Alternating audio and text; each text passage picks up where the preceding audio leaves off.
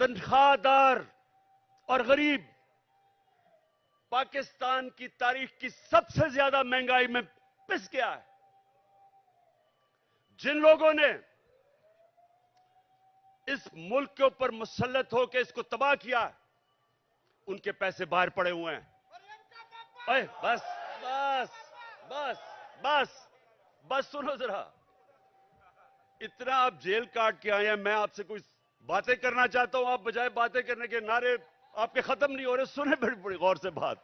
मुझे आपके जुनून का पूरी तरह और जज्बे का अंदाजा है, लेकिन बस मैंने सुना है मुझे सारी तुम्हारी जेल की खबरें आती रही हैं। जिस तरह मैं क्रिकेट मैच का स्कोर देख रहा था, उसी तरह आपके जेल के हालात देख रहा था। अच्छा अब सुने जरा मेरी बात। देखें, आज हमारा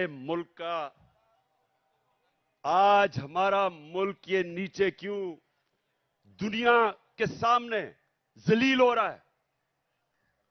वो क्राइम मिनिस्टर जाके पैसे मांगता फिर रहा है और लोग ठुकरा रहे हैं उसको। कोई पाकिस्तान का, आपके हिंदुस्तान की चैनल देखें तो जो पाकिस्तान को जलील किया जा रहा है, ये क्यों हुआ? अब जरा बड़ी गौर से बात सुने मेरे जज्बा और जुनून वाले, मेरे जो टाइगर, जिस तरह आप जेलों में होके आए हैं, मेरी गौर से बात सुने। देखें, अल्लाह का हुक्म है, अमर बिल मारूफ व नही अनिल मुनकर। क्या मतलब है उसका? हुक्म है अल्लाह को एक कौम को कि तुमने राय हक पे खड़ा होना है, सच पे खड़ा होना है, अच्छाई के साथ खड़ा होना है और बुराई और जुल्म का मुकाबला करना है, जिहाद करनी है। यह हुक्म है अल्लाह का। आज अगर पाकिस्तान का आपने ये हाल देखना है, जो हम नीचे, कभी भी पाकिस्तान इतना नीचे नहीं गिरा जो आज है, तो उसकी जरा वजह सुन लो। प्राइम मिनिस्टर 16 अरब रुपए का एफआईए का केस की चोरी में सजा होने लगी थी। 8 अरब नैब के अंदर सजा होने लगी थी, जबकि जनरल बाजवा ने इसको बचा के प्राइम मिनिस्टर बनाया। इंटीरियर मिनिस्टर किसी से फैसलाबाद में पूछ लें कि इससे बड़ा बदमाश फैसलाबाद का है ही नहीं। कोई जुर्म नहीं है जो इसने नहीं किया, अपना खुद कहता है। इनका अपना वजीर वो कहता है कि इसने 18 कत्ल किए हैं, लोग कहते हैं इससे बहुत ज्यादा कत्ल किए हैं इसने। जमीनों पे कब्जे, कातिल, वो बैठ गया इंटीरियर मिनिस्टर।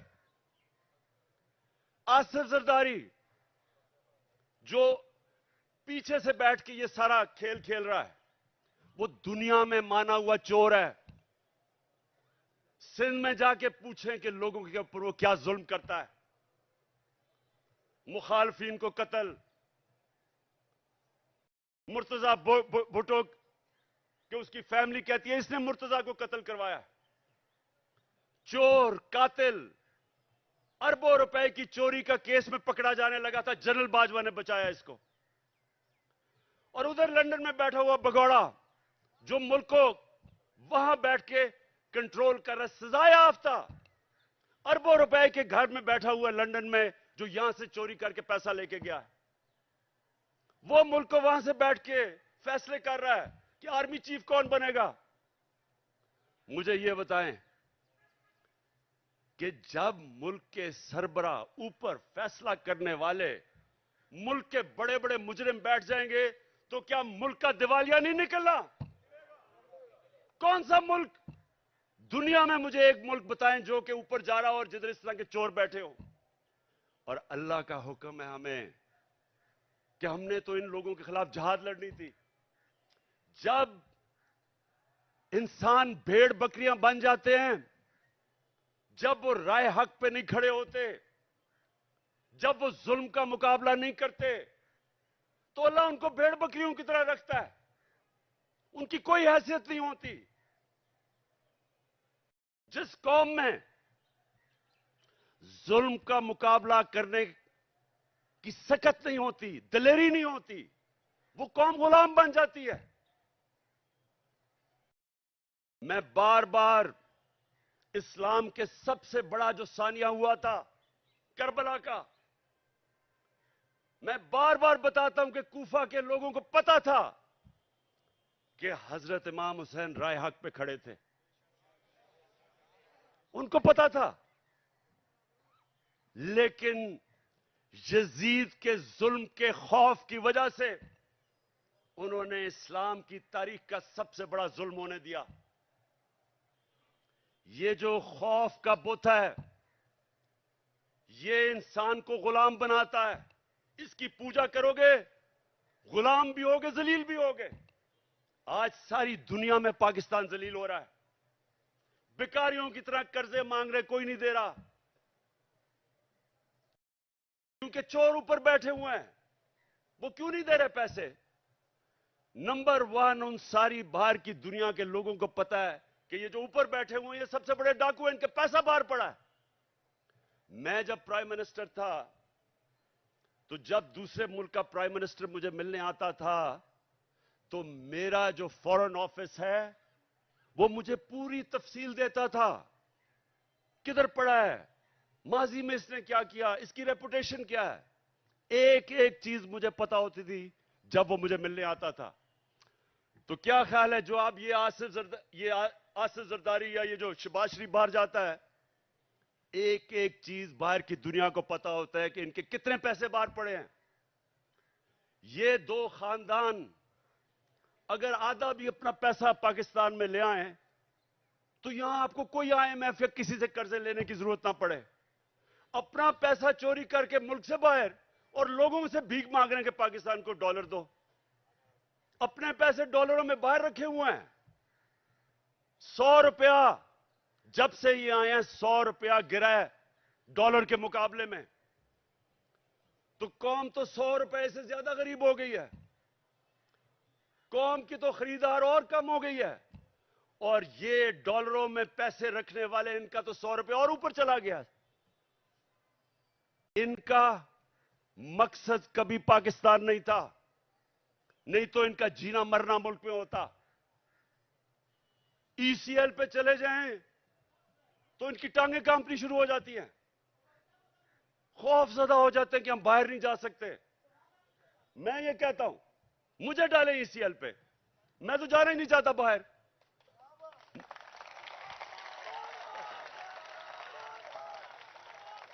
सुने सुने सुने, जब एक मुल्क के ऊपर जराइम पेशा लोग बैठ जाएं और एक मुल्क का आर्मी चीफ साजिश करके उनको ऊपर बैठा दे और फिर कौम को डराए कि अगर आप कुछ करेंगे तो जेलों में डाल देंगे, आपके ऊपर केसेस कर देंगे,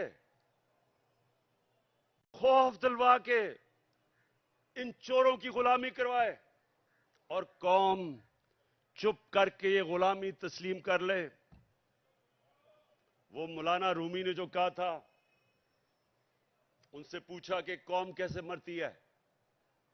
मौलाना रूमी से पूछा कि इंसान तो हमें पता है कैसे मरता है, कौम कैसे मरती है। मौलाना रूमी ने कहा, जब एक कौम अच्छे और बुरे की तमीज खत्म करती है, कौम मर जाती है। ये हमारी मौत है, ये सुन लो पाकिस्तानियों, ये मौत है। ये चोर जो ऊपर बैठे हुए हैं आपके सामने, इनके ऊपर जो केसेस हुए हैं, केसेस इमरान खान ने नहीं बनाए। इनके केसेस, इनकी जब हुकूमतें थी 10 साल में, तब के केसेस बने हुए हैं। ये साग डार नून लीग की हुकूमत में बाहर भागा था। नवाज शरीफ के 2 बेटे नून लीग की हुकूमत में बाहर भागे थे। मैंने केसेस नहीं बनाए थे।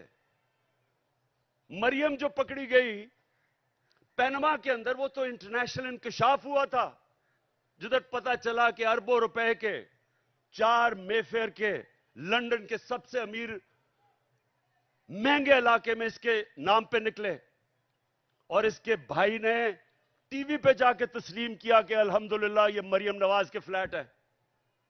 आज तक एक रसीद नहीं बता सके कि पैसा किधर से आया है, क्योंकि चोरी का पैसा था।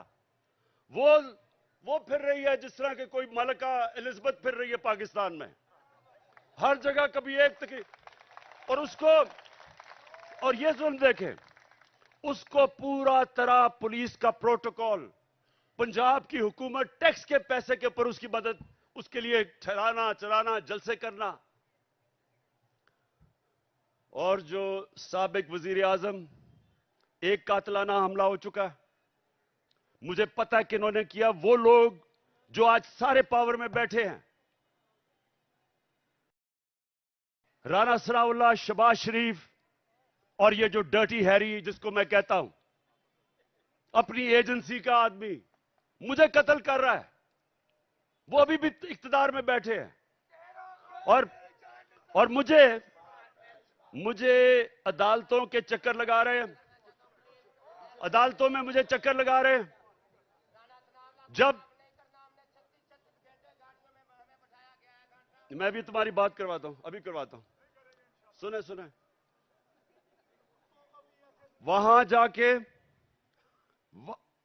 अदालतों के अंदर कोई सिक्योरिटी नहीं, पता है कि जान को खतरा है। और फिर से ये तीन और इनके साथ एक दो और भी मुलव्विस है, पता है कि वो मुझे रास्ते से हटाना चाहते हैं, कोई सिक्योरिटी नहीं है। और छोटे छोटे केसेस में कभी किसी अदालत में बुला लें, कभी किसी अदालत में।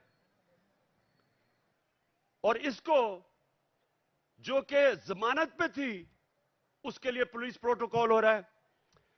मैं सिर्फ कौम को यह बताना चाहता हूं कि इस निजाम को अगर हम कबूल कर गए, जो ये कोशिश कर रहे हैं डरा के धमका के, जिस तरह हम भेड़ बकरियां के हमें कबूल करवा लें, कोई आपके और आपके बच्चों का इस मुल्क में मुस्तकबिल नहीं है। इसलिए एक ही रास्ता है। हमारी कौम, मैं अपनी सारी कौम को आज कहता हूं कि ये जो जेल भरो तहरीक, ये सिर्फ लोगों के खौफ दूर करने थे कि हमें कोई जेलों से फिक्र नहीं। और मुझे पता है वो बिल्कुल नौजवान ठीक कह रहा है कि जानवरों की तरह इन्होंने हमारे लोगों को रखा। इन्होंने जान के ये साबित करने शुरू के ये और डरेंगे, पीछे हट जाएंगे। जबकि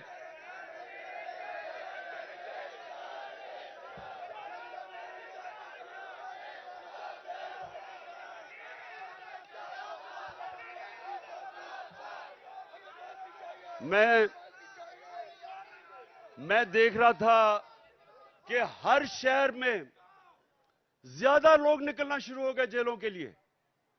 यानी जैसे जैसे तहरीक बढ़ रही थी और ज्यादा लोग जेलों के लिए तैयार हो गए। और मैं एक दिन देख रहा था कि किस तरफ जा रहा है। मैंने कॉल देनी थी सारे पाकिस्तान को कि एक दिन सारा पाकिस्तान निकले और जेलों में जाए, ताकि इनकी सारी खत्म कर दो।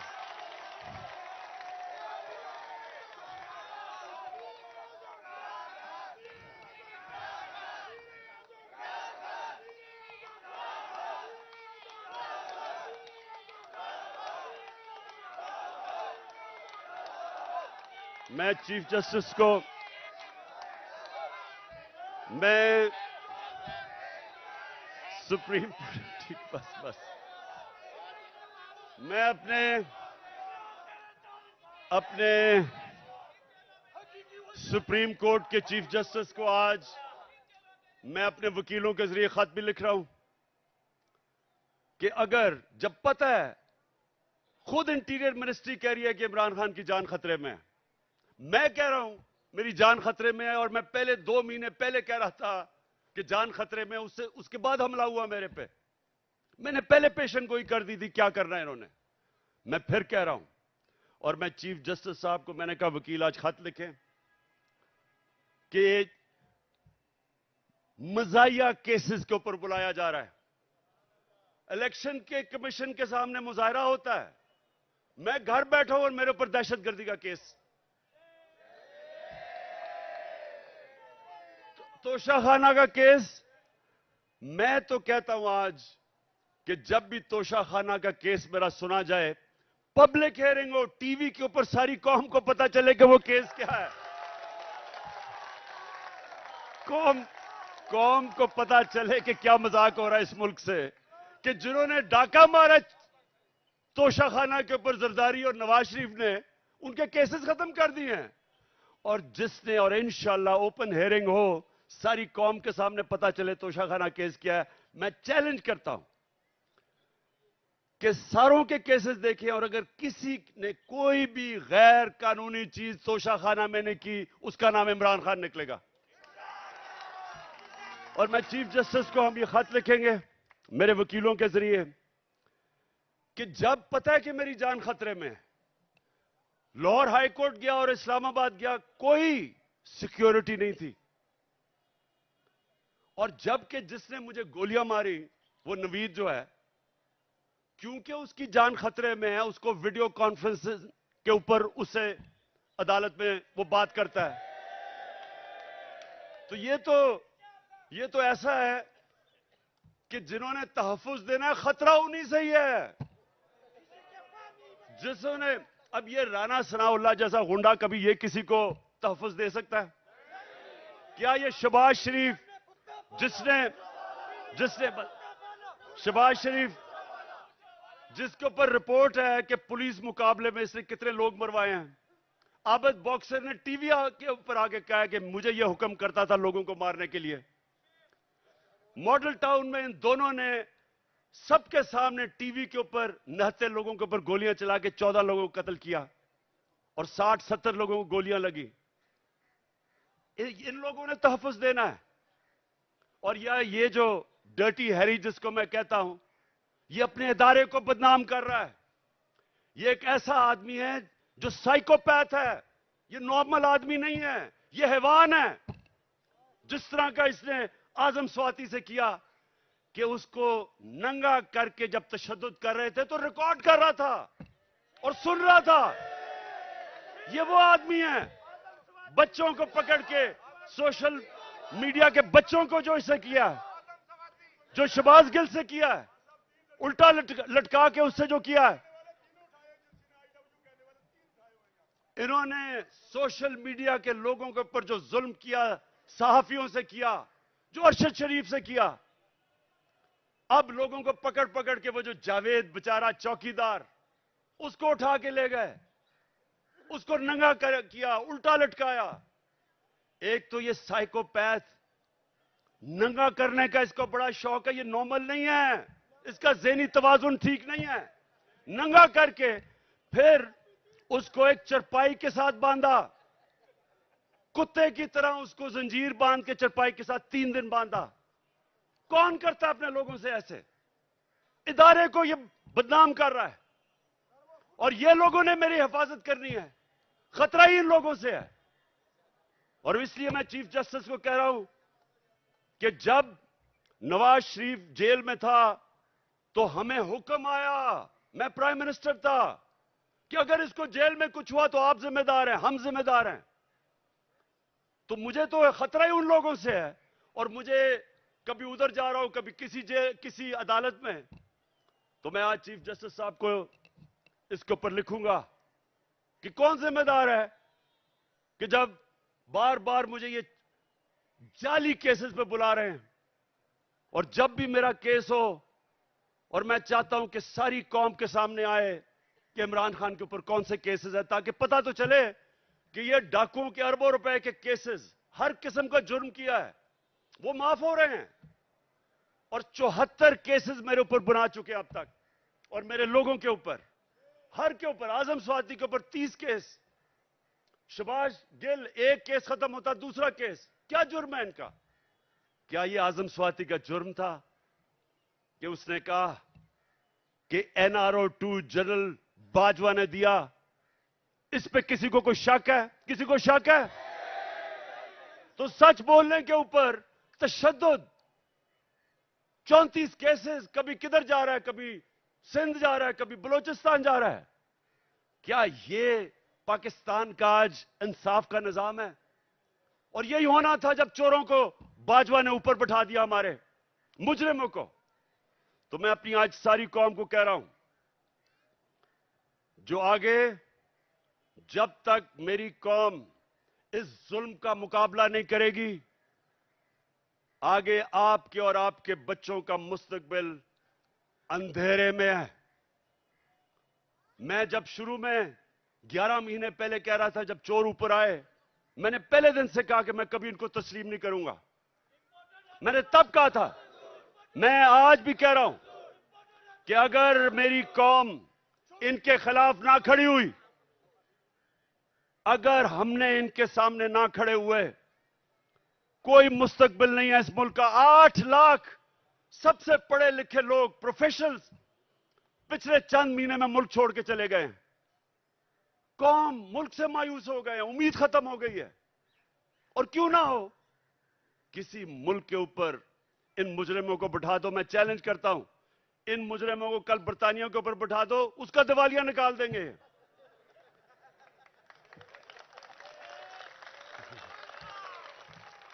मैं आखिर में सुने, मैं आप सबको खराज तहसीन पेश करता हूं। मैं आपके जज्बे और जुनून को सलाम करता हूं। और मैं आप सबको ये बताना चाहता हूं कि जितना हम सब आपको देख रहे थे जब आप जेलों में थे, जो आपको पकड़ रहे थे, आपने मेरी सारी पार्टी का सर फख्र से ऊपर कर दिया। बहुत बहुत शुक्रिया। नायब जरूरी ऐलान सुने। आप आज के बाद, खान साहब ने कहा है ये मेरा जांबाज स्क्वाड है, जांबाज स्क्वाड जिंदाबाद, जांबाज स्क्वाड। रात 10 बजे तक आपने बाहर रहना है और उसके बाद आप जाइएगा, इसलिए कि इंपोर्टेड हुकूमत इस वक्त चारों तरफ जो है पुलिस लेकर आ गई है और इसका अंदेशा है कि वो गिरफ्तारी करें। इसलिए रात 10 बजे तक आपने रहना है, फिर लाहौर के दोस्त आ जाएंगे। दूसरा, आपके लिए चाय का इंतजाम है।